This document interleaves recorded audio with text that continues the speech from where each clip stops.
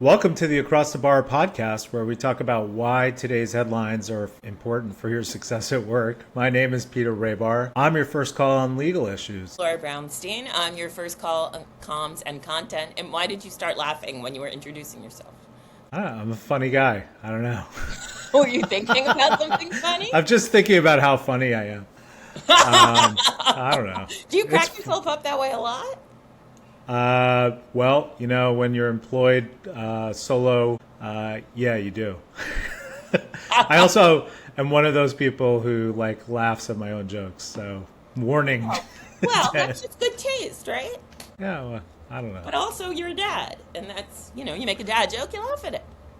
Oh, is that what it is? Okay. I think so. Also, it's a Friday and it's the summer and it's beautiful thank out. God. And Thank goodness. You're very white on white today. You're very white party. No. White party's out. We're not talking about white parties. I don't know. Yes, I'm summery. No. I'm summery. You're summery. Okay. As are you. Yes, I am.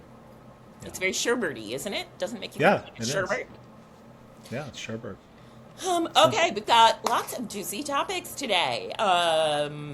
You never think of the teleprompter operator being a nexus of power, but recently someone was that in the White House. We're going to talk about what happened on the betting platforms. Then we're going to get into the recent report from a Gartner study that half of AI job eliminations will be reversed by 2027. We'll talk about the Trump administration's ongoing lack of interest for any kind of checks and balances on workforce distribution and discrimination in the workplace. And then this really nice seeming guy from JP Morgan, who is now the head of the IRS. Nice seeming.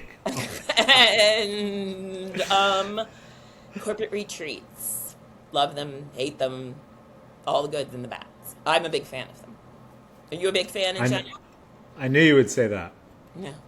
And I think they play an important role, but as the topic is really about how they're planned and what's sort of trending right now with corporate retreats. So that'll be a good discussion. We both like them, so yeah, we'll come back. So a guy at the White House got in a lot of trouble because it was found out he was making money on the betting markets based on what he read in the scripts from President Trump that he was uploading to the teleprompter. Oh my God. It's almost amazing no teleprompter person ever leaked before. Don't you think?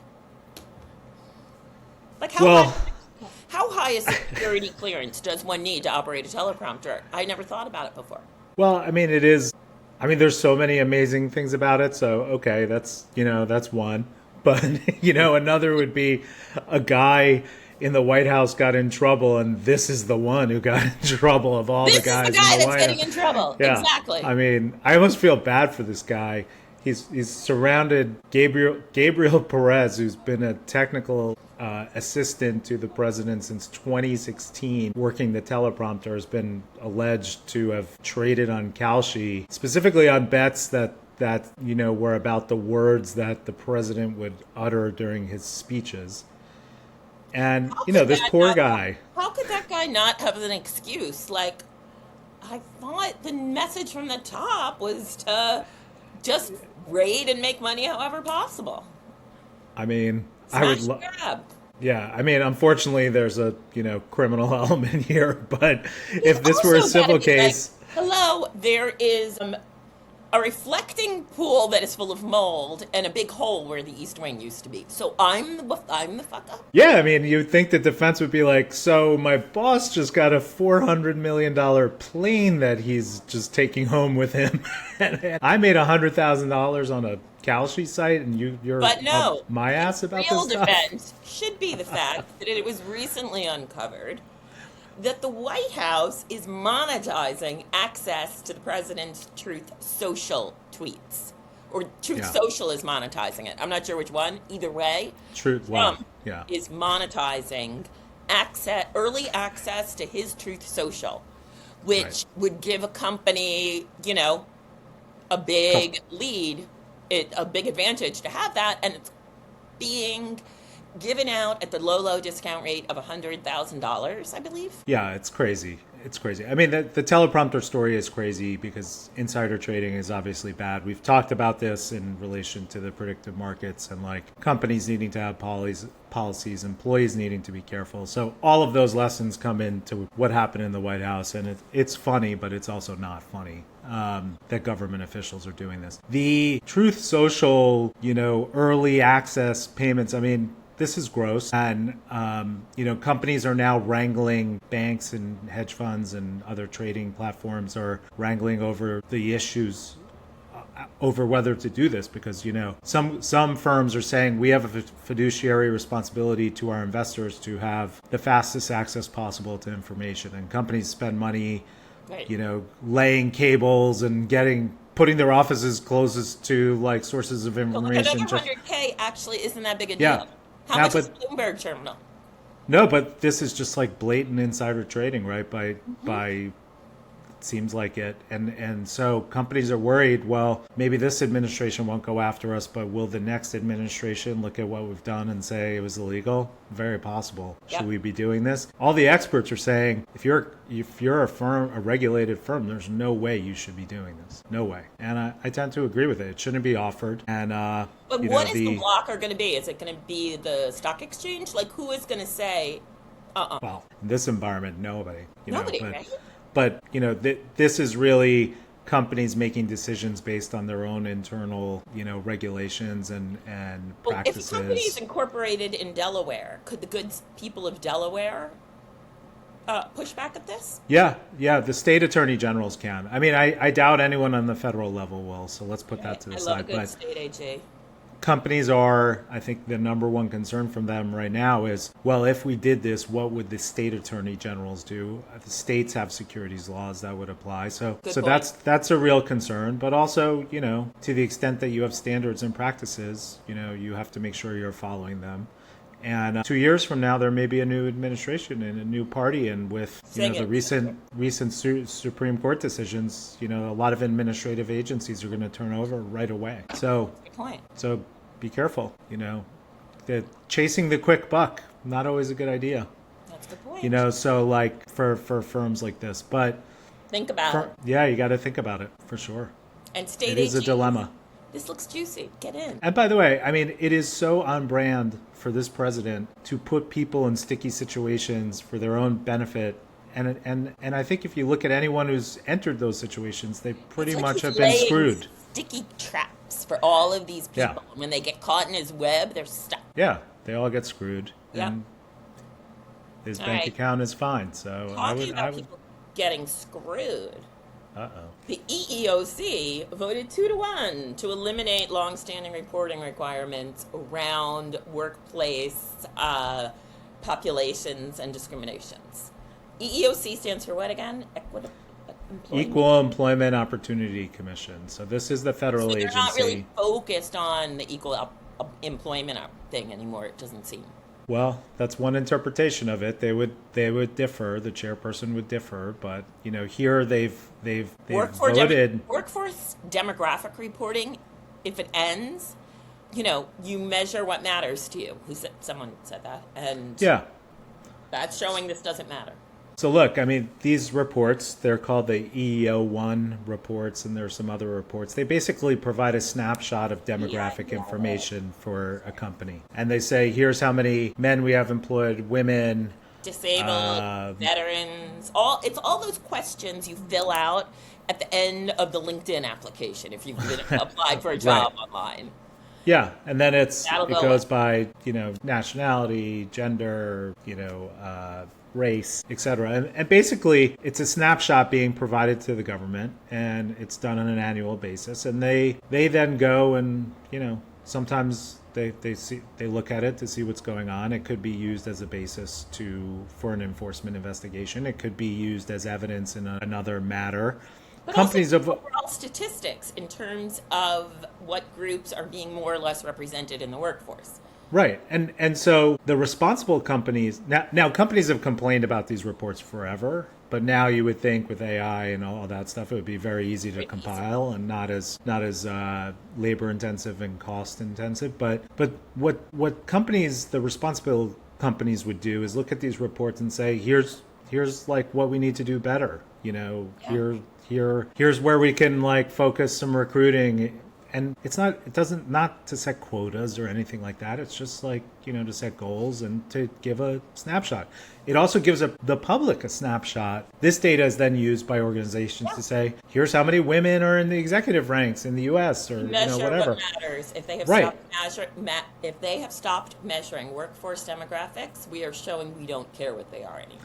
Right. And so in the workforce is just yeah, to me, it was not like a penalty system that they've now removed. To me, it was a measure of accountability that they're now removing. Like, companies need to be held accountable. Who's going to hold them accountable? And the EEOC and other agencies, the Department of Labor, others, are just stripping away long-standing regulations. This has been in existence for 60 years with very little debate, very little discussion. This is now put up for a 30-day comment period instead of a 60-day comment period. So, you know, to me, that just says... Tell me about what does that mean, comment period?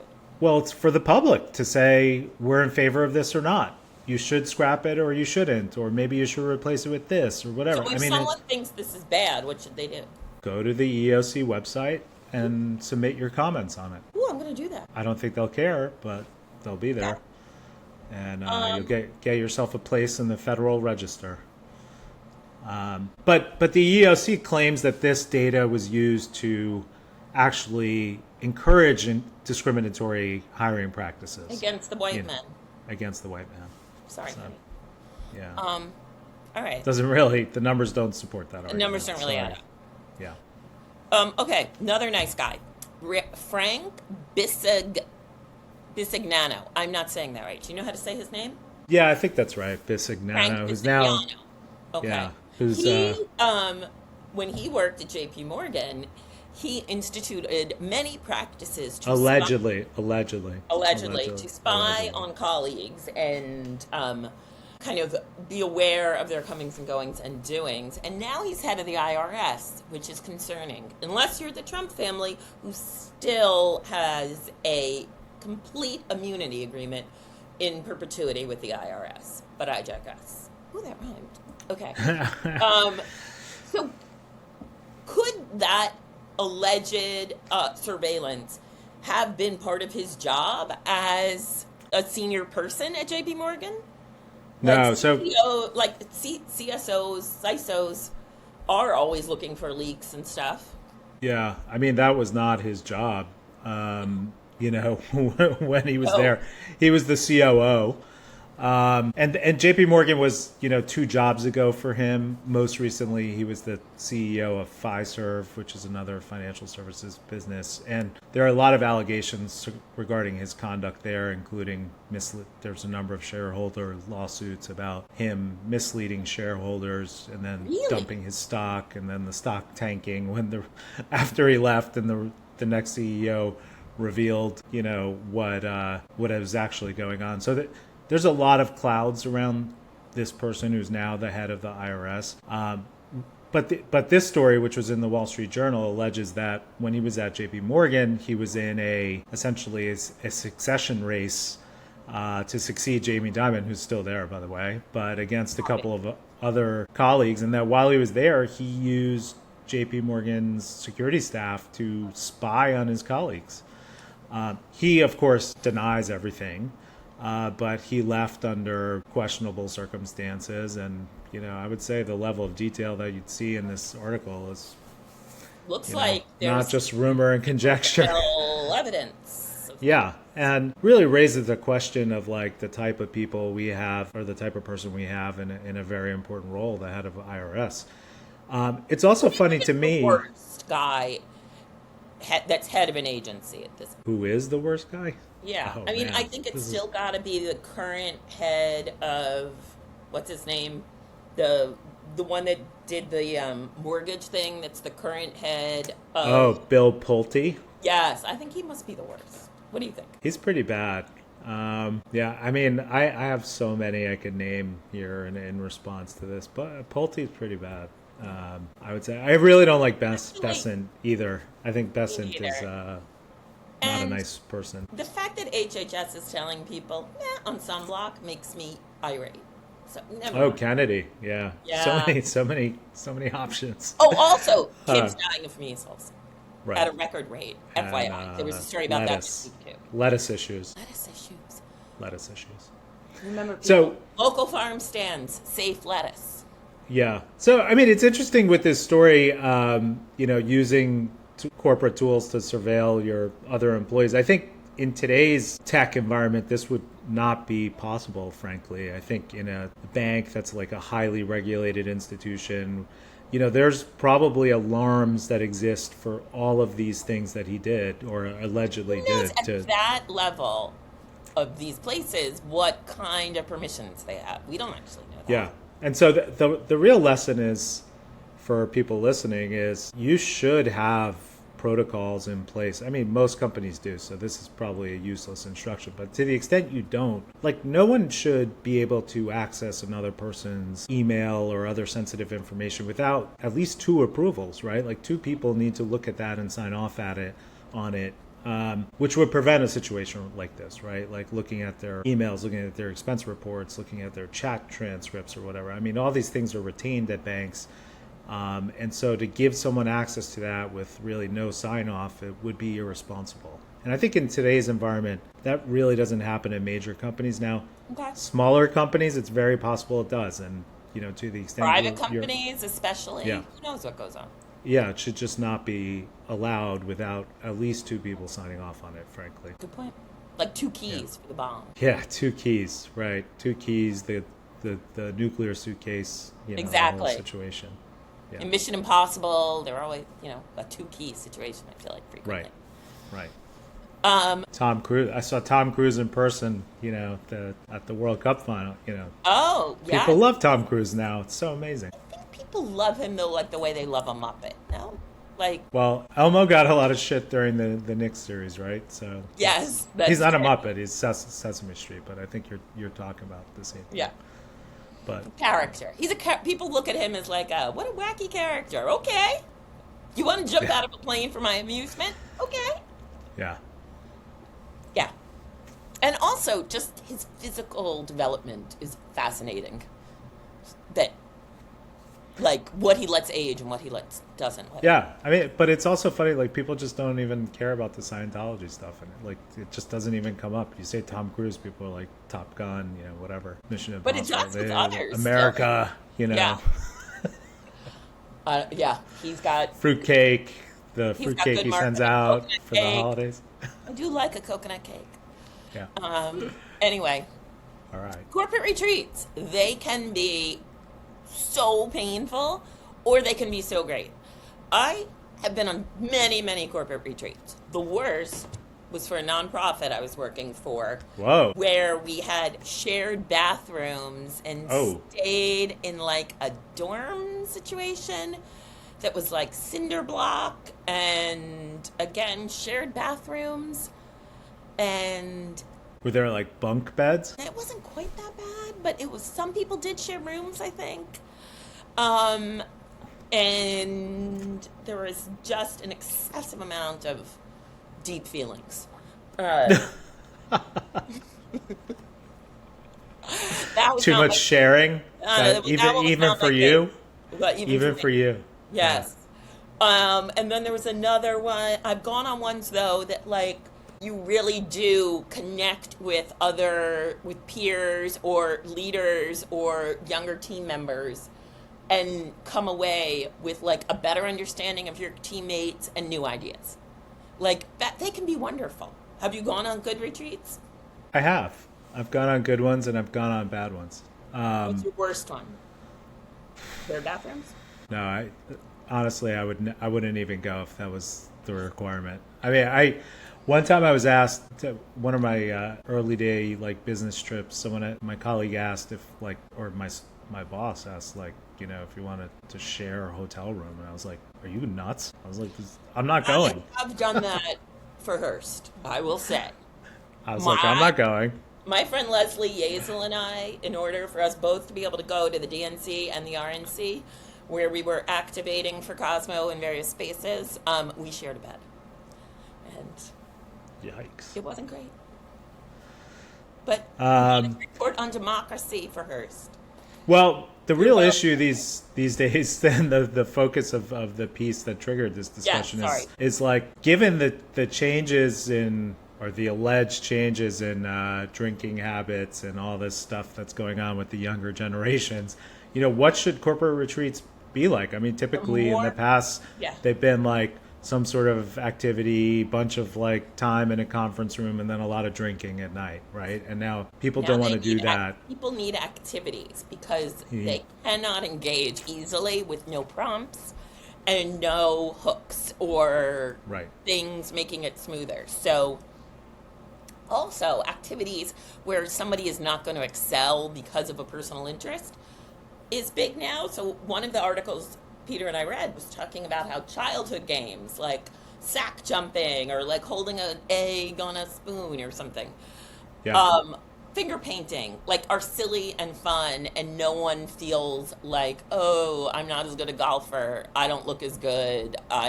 You know, this isn't good. I think it's really smart to provide different forced ways for people to connect and kind of light-hearted, low stakes ways to do it, and ways Yeah. to people to be on teams with each other that they wouldn't normally be. Yeah, I mean, look, the goal of retreats is to bring people together and help them get to know each other. I mean, the best retreats I've been on are the ones where you really find a way to bond with your colleagues in a way that you wouldn't be able to in the office, whether you learn And something also about where you them like or move a do ball something with forward. them. Like Yeah, you actually like get inspiration on a new idea or all come together with a solve. Like even if it's a yeah. small thing. It's not the ones where you got the drunkest or whatever. That could happen anywhere, anytime. That's not the point. So, my thought on retreats always has been, to be successful, you'd want to have a group of employees involved or even in charge of the planning for the whole thing, so that you're getting, representative opinions. So when someone says, let's have Have a goal. one person who knows what the hell they're doing with putting together an event to have the final Of say. course. Of course. One person should have the final say because otherwise things fall through. You need a someone who looks at events as a narrative experience, who is looking at the arc of the whole week and looking at how, or time span, how everything goes together. Right. Come. And it's a serious commitment, because you're asking your employees to take 2-3 days away from their families, their Yeah. homes, their day-to-day activities. Like, it better be worth it, right? So, Yep. so if you have a group representing different interests and different people, so like not just your senior team, like some of your junior people, some of your support staff, some of your admin staff, like have a representative group, so that when someone says, let's have a golf tournament, someone could say, hey, 90% of the people who work here don't play golf. So if that's like your main activity, that's going to be a major flop. Or let's have 3 tournaments in different sports, or let's have a, cornhole tournament, Or something that also everyone could be do. aware of the people who are on the team but working to make the event successful, and make sure they are not being tortured for the greater good, because that Yeah. happens. And my other suggestion would be, try and keep the boss, whoever the boss is, maybe it's a committee of people, maybe it's one person, try and keep them out of it as much as possible. Like, they're going to want to micromanage the whole thing. Bosses, Let them do a couple give it things, someone else. but otherwise, Yep. butt out. Let everyone else figure it out. Yes. And for them, it could be an experience too. Like, they need to come out of their comfort zones also to really engage Everyone to with leave people. feeling better about themselves and working for the company. And Yeah. I think every activity should have those goals in mind. Right. I have definitely worked at one place at least where, senior executives were rated on their ability to either surf or drink. Let me guess which one you chose. I'm just saying, not from the surfers. Not a good surfer. Well, right. hopefully that was like somewhere nice, at least. Like, On where that was bright it? note, I think it's heroes and zeros time. Oh, wow. Okay, here we go. Heroes and zeros. So who's your zero? You know, my zero is a controversial one. I don't understand what Zoran Mamdani is doing. Ooh, I I knew. don't. I almost used that one. Sorry. Like, honestly, the people of Iran are the ones who are being decimated right now. Why are you doing a whole statement about, like, yes, worry about the Palestinian plight, but, like, you are the mayor of New York City. Do not use New York City's currency for an international issue. What are you doing? Eh. I totally agree. I mean, it's a complete distraction. You should focus on New York, and we know why you're doing it. You're just doing it for attention. It's a publicity stunt for Oh, I don't actually attention. think so. I think Yeah, he's at in the office expense of an because important group in New York. this You is what know, is central to him. Like that, I yeah. don't think it's a bug for him of his mayoral No, ambition. it is a core issue to him, but it's also a publicity. It gets traction in publicity, and it. I was saying this to someone yesterday. For someone Can't who afford homes and food in New York. there are plenty of issues that deserve attention in New York that people care about and would like you to speak about. He's also done a lot of good things, so I want to give Yeah, him credit for that. But for totally agree. someone, but for I'm someone all for the who snow day. is You know that. I was all in on the snow day. But for someone who is says he's a uniter, making this a continual theme that just divides the city is really not cool. Not cool. And rhetoric that people say, oh, there's no link between this kind of efforts and the rise in anti-Semitism No, are it's fooling themselves, yeah. people. No, there's no place for this. It needs to stop. Yeah. I need a garbage can on my corner. Could we make that happen, please? I, Okay. I Can we need folk? less people living on my block on the street for These their are sake. important. These are important issues. I need more young people with bright ideas to afford to live and work in New York to keep replenishing our city with excitement. And they can't afford it right now. Half the city is people whose parents pay for their apartments. That is not creating a diverse workforce or We need to population. build more housing. That's Yeah. that's the answer. Yeah. Okay. Anyway, you? My zero. I you know the deal we've allegedly made to give nuclear power to Saudi Arabia. I don't know why we're doing this. I don't know who And I in know America people would don't like even. journalists, but this seems intense. I mean, this is crazy. Let's hope. I mean, the sad thing is Congress could, oppose it. The president could veto Congress's action, and then they probably don't have enough votes to override the veto. So this is probably going to happen. And a reminder, we're allegedly at war with Iran because of their nuclear capabilities. Iran's nuclear capabilities started when we did this very same thing in the 70s. We gave them the ability and the technology to History build lesson. nuclear technology. This is crazy. It shouldn't be done. I don't know why we're doing it. I don't know why everyone isn't outraged by this, but I certainly. A really good one. I Yeah. mean, I don't know why we are supposed to accept that this is okay. I don't think people spend enough time looking at what the kingdom actually believes in terms of different lifestyles and opportunities. And, again, they chopped up an American journalist. I know that was a while No, ago. what about 9/11? I mean, there's a lot. There's a whole list of things we could go through here as to why they potentially cannot be trusted with this. All right, heroes. Who's Heroes! your- I love that the Gap is doing so well right now. And I love that one of the ways they say their breakthrough has been through cultural storytelling. And they have recently empowered all their employees to be more active as digital ambassadors for the brand. And I think when a company does that with good guardrails, it is so smart and effective. Like if you make your employees feel part of heralding it and make that cool and fun for them, you can't have better promotion for your brand. I think it's so smart. Yeah, and if you're an Digital employee, activity. if you're an employee, remember, don't just like do this on your own and be like, hey, check this out. You know, like Talk to legal and comms to have companies have guardrails. policies. Make sure you're operating within the guidelines. Like, you know, I'm sure Gap has a lot of rules about how employees can do this, and people And should keep follow your eye those. out for big talent. Like you can have someone folding sweaters that's like the best video creator ever. Like I think 100%. it's really, really smart. 100%.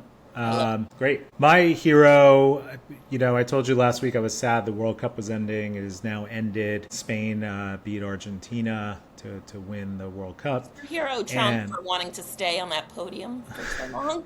that was the best. I mean, shoving him to the my side. God. I mean, and the booze. It was unbelievable. But one of Spain's star players, Lamine Yamal, has a young brother who's become like a social media star. He's a 3.5-year-old Kane Yamal, the cutest kid ever, loves his brother Lamine. Lamine loves him. The interactions between them, and I mean, there's just so many great pictures and videos of this kid, like, you know, interacting with his brother and the team. And, you know, after they got the trophy, he was like sitting there licking it like it was an ice cream cone. It was, Oh my it was God, fantastic. the kid was licking it? Yeah, it was great. Yeah. Okay. Thankfully, Trump didn't steal it, so it was there for the Away from the kid. Remember that guy last summer that like took a fly ball out of a kid's hand? Yeah. No, but by the way, last year there was another FIFA sponsored tournament called the Club World Cup, and he was at the championship game for that, won by my club, Chelsea. And when they were giving the team gold medals, the president put one in his pocket. He literally stole. He can't help himself. He is a klepto on every level. Like So good, so good. steal money And, from taxpayers and steal that medal. Yeah. So anyway, Kane That Yamal. probably like steals sugar packets. It's like my grandmother used to steal like muffins at a brunch buffet. Yeah, she was That's really good at smart. it. Yeah. She was really good at it. God bless her. I remember. All right. everything. So I think that's it, right? That's it. That's all we got. Have a good weekend, Peter. You deserve it. You too. You too. And so does everyone listening to this podcast and watching it. Especially Thanks for Sadie Raybar, who helps produce for us. Sadie's busy in an internship right now, applying the lessons that we've Oh, given her. is she having a good experience? Yes, very good experience. Great. So, I love that. but thanks for listening and watching the Across the Bar podcast, and we'll see you next week. Take care. Bye.